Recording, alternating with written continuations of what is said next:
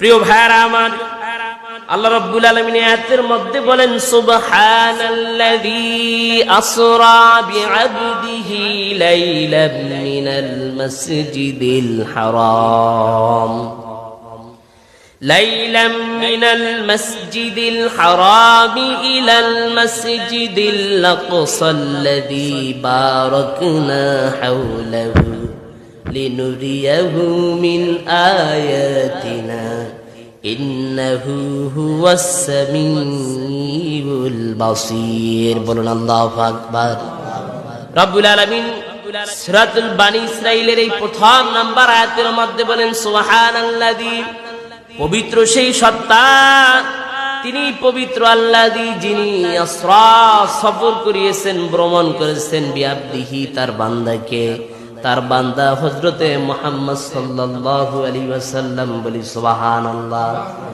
মিনাল মসজিদিল হারাম, মসজিদে হারাম থেকে ইলাল মসজিদিল আকসা, মসজিদ আকসা পর্যন্ত আল্লাহ রাব্বুল আলামিন লাইলান, রাতের একটা অংশের মধ্যে তার নবীকে সফর করিয়েছেন, ভ্রমণ করিয়েছেন। কেন করিয়েছেন? লিনুরিয়াহু, আল্লাহ রাব্বুল আলামিনের নিদর্শন দেখানোর জন্য। বলি সুবহানাল্লাহ।